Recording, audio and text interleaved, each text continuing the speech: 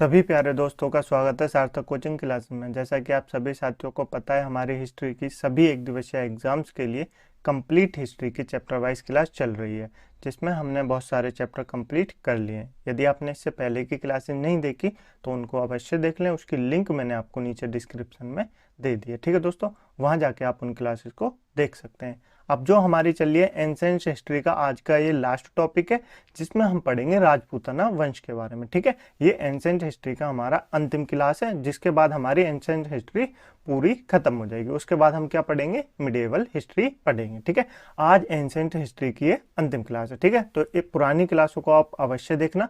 मैंने शुरू से लेके अंत तक आपको जितने भी एंशिएंट हिस्ट्री में था सब कुछ पढ़ा दिया। इस क्लास के बाद कंप्लीट एंशिएंट हिस्ट्री हो जाएगी। ठीक है, तो चलिए बिना देर के वो अपनी क्लास स्टार्ट करते हैं। लेकिन उससे पहले जो प्यारे दोस्त नए हैं वो चैनल को सब्सक्राइब कर लेंगे, वीडियो को लाइक कर देंगे, दोस्तों में शेयर कर देंगे। ठीक है दोस्तों, चलिए अपनी क्लास स्टार्ट करते हैं। देखिए दोस्तों, हमारा कौन सा चैप्टर चल रहा है, यानी कौन सा अध्याय चल रहा है, तो हमारा 24वां अध्याय है। हम 23 अध्याय तक कंप्लीट कर चुके हैं। ठीक है, आज जो हम पढ़ेंगे दोस्तों वो है सीमावर्ती राजवंशों का अभ्युदय। पहले हम इनको पढ़ेंगे, फिर मैं आपको राजपूताना वंशों के बारे में पढ़ाऊंगा। ठीक है, तो इनके बारे में पढ़ लेते हैं। छोटा सा टॉपिक है, बहुत जल्दी खत्म हो जाएगा। इसी के बाद हमारी एंशिएंट हिस्ट्री कंप्लीट हो जाएगी। ठीक है, चलिए तो सबसे पहले जान लेते हैं दोस्तों पाल वंश के बारे में। किसके बारे में? पाल वंश के बारे में। दोस्तों आपने पाल वंश के बारे में जो सबसे प्रमुख बात होगी वो सुनी होगी। क्या सुनी होगी? आपने सुना होगा विक्रमशिला विश्वविद्यालय, नालंदा विश्वविद्यालय, इनकी स्थापना किसने की? तो इनकी स्थापना जो की है ना, पाल वंश ने की है। किसने की है? पाल वंश ने ही इनकी स्थापना की है। तो ये सबसे प्रमुख जो है पाल वंश का काम माना जाता है, तो इसलिए पाल वंश ज्यादा इंपॉर्टेंट है। ठीक है, पाल वंश का संस्थापक कौन था? तो आप बताएंगे गोपाल था। कौन था? गोपाल था। इस वंश की राजधानी क्या थी? तो आप बताएंगे मुंगेर थी। क्या थी? मुंगेर थी। दो क्वेश्चन क्लियर। पाल वंश का संस्थापक क्या था? तो आप बताएंगे गोपाल था। क्या था? गोपाल था। इस वंश की राजधानी क्या थी? तो आप बताएंगे मुंगेर थी। क्या थी? मुंगेर थी। ठीक है, पाल शासक बौद्ध धर्म के अनुयायी थे। पाल शासक जो है वो किसको मानते थे? तो आप बताएंगे बौद्ध धर्म को मानते थे। किसको मानते थे? बौद्ध धर्म को मानते थे। ठीक है, गोपाल उदंतपुरी विश्वविद्यालय की स्थापना की थी। गोपाल ने किसकी की? जो पाल वंश का संस्थापक है ना गोपाल, उसने किसकी की? ओदंतपुरी। किसकी? ओदंतपुरी विश्वविद्यालय की स्थापना की। पाल वंश के लगभग जितने शासक है ना, उन्होंने बहुत सारे विश्वविद्यालयों की स्थापना की थी। कुछ इंपोर्टेंट जो विश्वविद्यालय उनके बारे में हम पढ़ लेंगे। ठीक है, तो गोपाल ने किसकी की? ओदंतपुरी विश्वविद्यालय की स्थापना की। एग्जाम में पूछा जाता है। ठीक है, पाल वंश का सबसे महान शासक कौन था? धर्मपाल था। कौन था? धर्मपाल था, जिसने विक्रमशिला विश्वविद्यालय की स्थापना की थी। किसकी की थी? विक्रमशिला विश्वविद्यालय की स्थापना की थी। अब आपसे क्वेश्चन क्या बनेगा? क्वेश्चन बनेगा कि विक्रमशिला विश्वविद्यालय की स्थापना किसने की थी? तो आप बताएंगे धर्मपाल ने। किसने की थी? धर्मपाल ने की थी। याद रखेंगे बिल्कुल। कन्नौज के त्रिपक्षीय, कौन सा दोस्तों? कन्नौज के लिए जो त्रिपक्षीय संघर्ष हुआ था उसमें पाल वंश, गुर्जर प्रतिहार वंश एवं राष्ट्रकूट वंशों के बीच जो संघर्ष हुआ था कन्नौज के लिए, इसमें पाल वंश की ओर से सब प्रथम किसने भाग लिया? धर्मपाल ने। किसने भाग लिया था?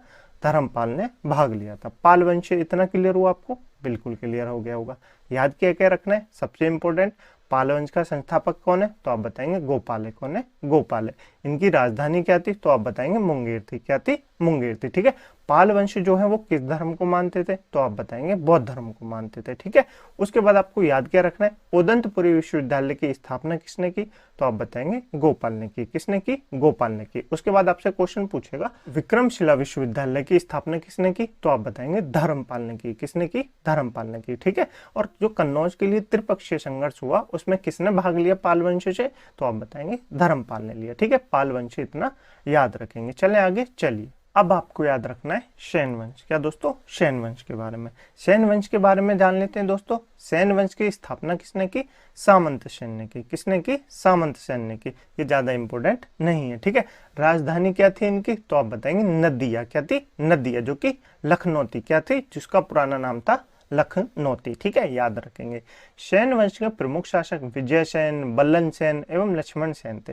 इनके नाम याद रखेंगे बस कि लक्ष्मण सेन का संबंध किस वंश से था? तो आप बताएंगे सेन वंश से था। किससे था? सेन वंश से था। ठीक है, इतना बस याद रखना है। और क्या याद रखना है आपको? दान सागर एवं अद्भुत, कौन सा दोस्तों? अद्भुत सागर नामक ग्रंथ की रचना सेन शासक बालन सेन ने की थी। कौन सी? दान सागर और अद्भुत सागर नामक जो ग्रंथ था उसकी रचना किसने की? बल्लन सेन ने की थी। अद्भुत सागर को लक्ष्मण सेन ने पूर्ण रूप दिया था? ये आपको याद नहीं रखना, बस ये याद रखना है कि लक्ष्मण सेन की राज्यसभा में गीत गोविंद, क्या दोस्तों, गीत गोविंद के लेखक जयदेव। तो इसमें क्या इंपॉर्टेंट है, गीत गोविंद के लेखक कौन है? जयदेव। ये तो मैंने आपको बता दिया जब मैंने आपको पुस्तकें पढ़ाई थी, तो मैंने उनको आपको बताया था कि जयदेव ने कौन सी पुस्तक लिखी है, तो आप बताएंगे गीत गोविंद। बस सेन वंश से आपको इतना याद रखना है, सेन वंश के संस्थापक कौन है? सामंत सेन है। कौन से? सामंत सेन है। बाकी इनके शासकों का नाम याद रखेंगे, विजय सेन, बल्लन सेन, लक्ष्मण सेन। ठीक है, वैसे भी सेन लगा हुआ है इन सबके पीछे, तो आपको समझ में आ जाएगा, याद रखेंगे बिल्कुल। चलें आगे, चलिए आगे चलते हैं। अब क्या जान लेते हैं दोस्तों, अब हम जान लेते हैं राजपूताना वंश के बारे में। किनके? राजपूतों के वंश की उत्पत्ति जो हुई थी उनके बारे में। और हमारा अध्याय नंबर कौन सा हो जाता है? 25।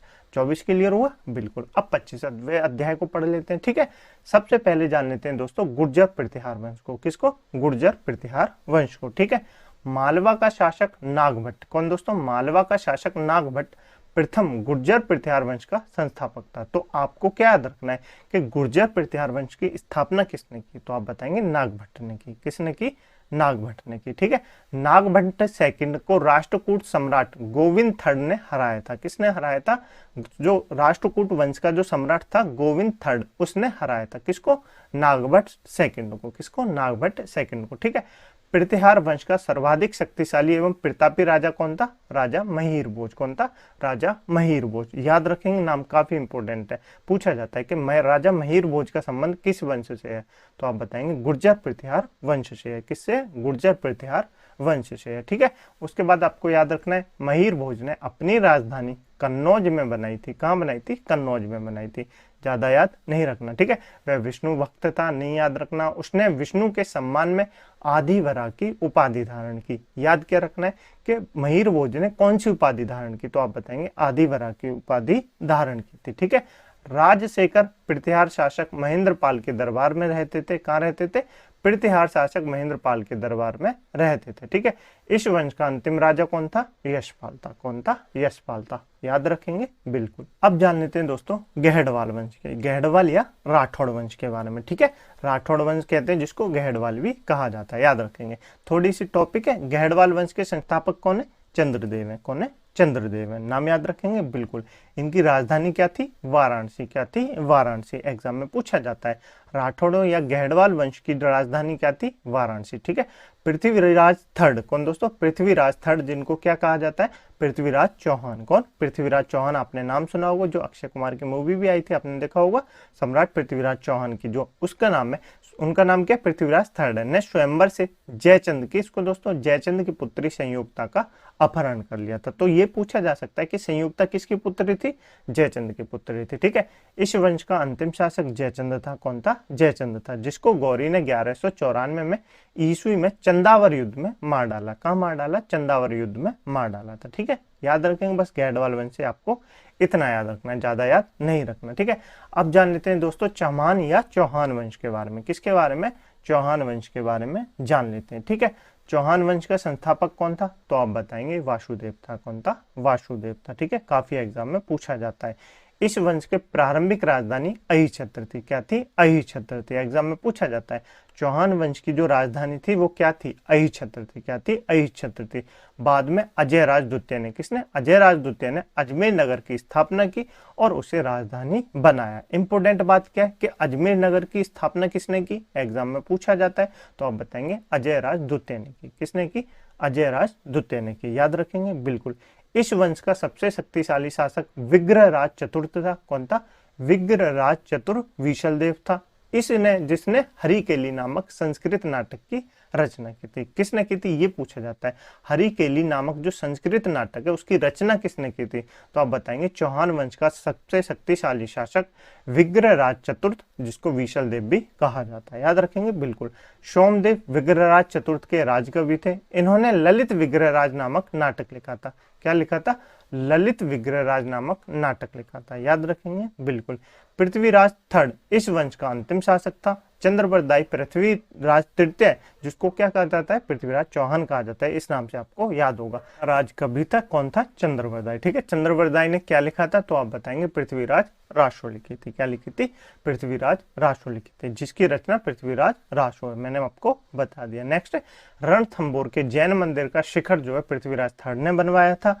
तराइन के प्रथम युद्ध में 1191 में, कब हुआ था, 1191 में हुआ था, एग्जाम में पूछा जाता है। तराइन का प्रथम युद्ध कब हुआ था, 1151 में हुआ था। किस किस के बीच हुआ था, पृथ्वीराज चौहान के बीच और गौरी के बीच। किसके हुआ, मोहम्मद गौरी के बीच हुआ था, जिसमें गौरी हार गया था और पृथ्वीराज चौहान की विजय हुई थी। ठीक है, तराइन का द्वितीय युद्ध कब हुआ, 1192 में हुआ। किस किस के बीच हुआ, गौरी के और पृथ्वीराज चौहान के बीच हुआ, जिसमें पृथ्वीराज चौहान की हार हो गई थी और गौरी जीत गया था। ठीक है, चौहान वंश से इतना याद रखेंगे, बिल्कुल याद रखेंगे। ठीक है, चलें आगे। चलिए अब जान लेते हैं दोस्तों परमार वंश के बारे में। किसके बारे में, परमार वंश के। ये दोस्त ने जितने भी वंश है ना, ये सब राजपूत वंश है, चाहे वो गुर्जर प्रतिहार वंश हो, गैडवाल वंश हो, चौहान वंश हो, परमार वंश हो, चंदेल वंश हो, ये सब क्या है, राजपूत वंश। ठीक है, ये सब उन्हीं में आते हैं। परमार वंश के संस्थापक कौन है, तो आप बताएंगे उपेंद्र राजा। कौन है, उपेंद्र राजा। ठीक है, इसकी राजधानी धारा नगरी थी। क्या थी, धारा नगरी थी। ठीक है, याद नहीं रखना, बस ये याद रखना है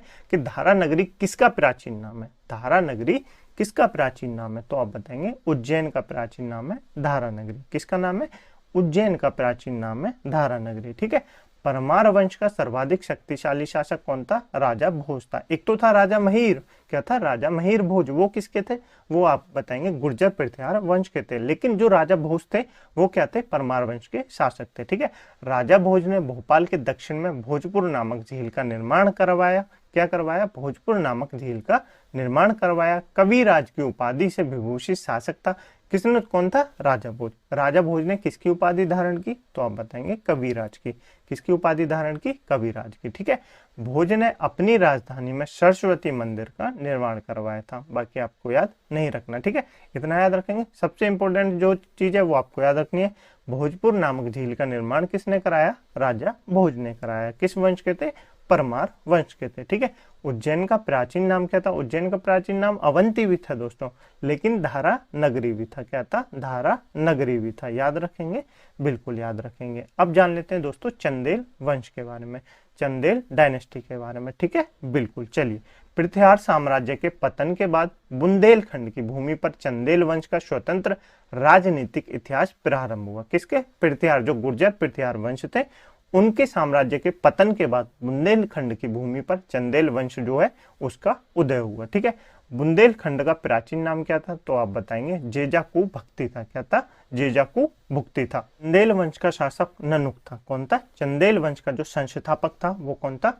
नुनुक था। क्या था, नुनुक था, एग्जाम में पूछा जाता है। चंदेल वंश का शासक कौन था, नुनुक था। ठीक है, इसकी राजधानी खजुराहो थी। क्या थी, खजुराहो थी। खजुराहो कहाँ पर है, आपको पता होगा, मध्य प्रदेश में। खजुराहो के मंदिर कितने फेमस है, और वो किसने बनवाए, चंदेल शासकों ने ही बनवाए। कौन से, खजुराहो के मंदिरों पर। ठीक है, प्रारंभ में इसकी राजधानी कालिंजर थी, जो कि वर्तमान में क्या कहा जाता है, उसको महोबा कहा जाता है। राजा धंग ने अपनी राजधानी कालिंजर से खजुराहो में स्थानांतरित की थी। क्या की थी, कालिंजर से खजुराहो में अपनी जो राजधानी है वो स्थानांतरित की थी। ठीक है, चंदेल वंश का प्रथम स्वतंत्र एवं सबसे प्रतापी राजा कौन था, यशोवर्मन था। कौन था, यशोवर्मन था। याद रखेंगे, बिल्कुल याद रखेंगे। चलिए नेक्स्ट, यशोवर्मन ने कन्नौज पर आक्रमण कर पृथ्वीराज राजा देवपाल को हराया तथा उससे एक विष्णु की प्रतिमा प्राप्त की, जिसे उसने खजुराहो के विष्णु मंदिर में स्थापित किया। देखिए आपके सामने एक इमेज दिख रही है मंदिर की, ये खजुराहो का मंदिर है, और जो कि कौन सा मंदिर है, कंदरिया का महादेव मंदिर है। कौन सा मंदिर है, कंदरिया का महादेव मंदिर है, काफी प्रसिद्ध है। ठीक है, तो आप याद रखेंगे।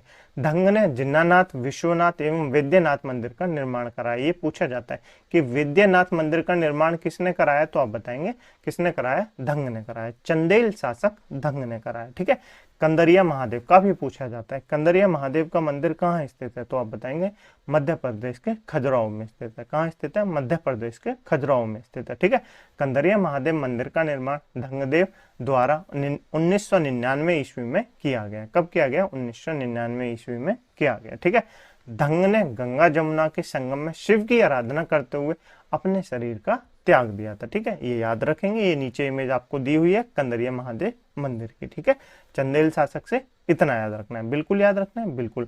अंतिम जो शासक है, अंतिम जो वंश है राजपूत, उसके बारे में जान लेते हैं, और वो है सोलंकी वंश, जिसको क्या कहा जाता है, गुजरात के चालुक्य शासक भी कहा जाता है। क्या कहा जाता है, गुजरात के चालुक्य शासक भी कहा जाता है। ठीक है, ये राजपूत वंश के अंतिम वंश है। ठीक है, इसके बारे में जान लेते हैं। सोलंकी वंश का संस्थापक कौन था, मूलराज प्रथम था। कौन था, मूलराज प्रथम था। एग्जाम में पूछा जाता है सोलंकी वंश का जो संस्थापक था वो कौन था, तो आप बताएंगे मूलराज प्रथम था। कौन था, मूलराज प्रथम था। ठीक है, इनकी राजधानी क्या थी, तो आप बताएंगे अनिलवाड़ थी। क्या थी, अनिलवाड़ थी। ठीक है, मूलराज प्रथम शैव धर्म का अनुयायी था। किस धर्म का अनुयायी था, तो मूलराज प्रथम शैव धर्म का अनुयायी था, याद रखेंगे। भीम प्रथम के शासनकाल में मोहम्मद गजनी ने सोमनाथ के मंदिर पर आक्रमण किया।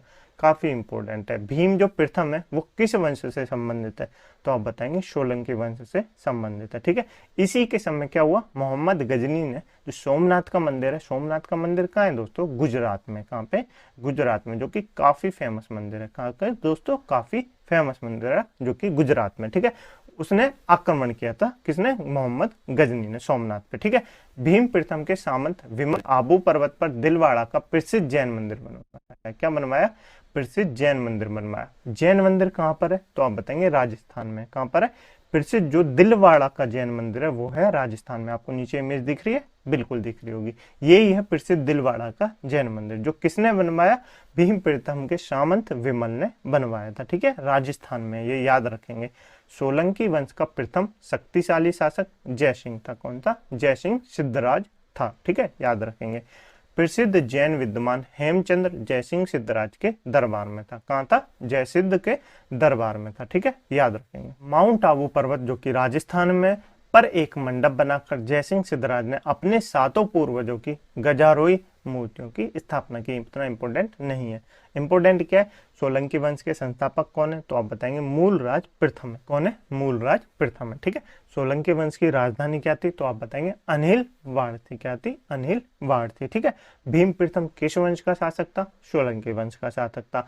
सोमनाथ का मंदिर कहाँ पर है, गुजरात में है। ठीक है, उसके बाद आपको याद रखना है दिलवाड़ा का जैन मंदिर किसने बनवाया, भीम प्रथम का जो सावंत था विमल। कहां पर बनवाया, राजस्थान में आबू पर्वत पर। ठीक है, बस इतना आपको याद रखना है, ज्यादा याद नहीं रखना। ठीक है, ये दोस्तों क्या हुआ, आज हमारी क्या होती है दोस्तों, आज हमारी एंसेंट हिस्ट्री की खत्म होती है। आज हमारी एंसेंट हिस्ट्री की लास्ट क्लास है। ठीक है, अगली क्लास में हम मिडिवल हिस्ट्री को पढ़ेंगे। ठीक है, तो आप कमेंट बॉक्स में जरूर बताइए एंसेंट हिस्ट्री का नंबर 1 क्लास से लेके 19 क्लासों तक का सफर कैसा रहा। मुझे उम्मीद है आपको ये सारी क्लासेस अच्छी लगी होंगी, समझ में आई होंगी। यदि आपको समझ में आई है तो वीडियो को लाइक कर दें, दोस्तों में शेयर कर दें, चैनल को सब्सक्राइब जरूर कर लें। इस क्लास की पीडीएफ डाउनलोड करने के लिए आप हमारे टेलीग्राम ग्रुप को ज्वाइन कर सकते हैं, जिसकी लिंक मैंने आपको नीचे डिस्क्रिप्शन में दे दी है। ठीक है, वहां जाके आप हमारे टेलीग्राम ग्रुप को ज्वाइन कीजिए। उसके बाद पीडीएफ को डाउनलोड करना और अपने हाथों से नोट्स अवश्य बनाना। जब तक दोस्तों आप अपने हाथों से नोट्स नहीं बनाएंगे तब तक आपको चीजें कम समझ में आएंगी। जिस दिन आप अपने हाथों से नोट्स बनाने लगेंगे ना दोस्तों, तो आप यकीन मानिए आधी से ज्यादा चीजें आपको वैसे ही याद हो जाएंगी। ठीक है, तो इसलिए मैं आपसे बार बार कहता हूं अपने हाथों से नोट्स अवश्य बनाइए। एंसेंट हिस्ट्री हमारी आज कंप्लीट होती है। अगली क्लास में हम मिडिवल हिस्ट्री को पढ़ेंगे। जिस तरह हमने एंसेंट हिस्ट्री को पढ़ा, ट्रिक के साथ, कॉन्सेप्ट के साथ, बिल्कुल डिटेल वाइज हमने जाना है इनको, ऐसे ही हम मिडिवल हिस्ट्री को पढ़ेंगे। ठीक है, तो मुझे उम्मीद है आपने सारी एंसेंट हिस्ट्री की क्लासेस देख ली होंगी। ठीक है, नहीं देखी तो एक बार फिर से देख लेना, प्ले लिस्ट बनी हुई है उसमें जाना और पूरी एंसेंट हिस्ट्री को देख लेना। ठीक है, तो मुझे उम्मीद है आपको क्लास अच्छी लगी होगी। ठीक है, चलिए मिलते हैं अगली क्लास में एक किस्त के साथ, एक नई हिस्ट्री के, मिडिवल हिस्ट्री के टॉपिक के साथ। तब तक के लिए अपना ख्याल रखिएगा। जय हिंद, जय भारत।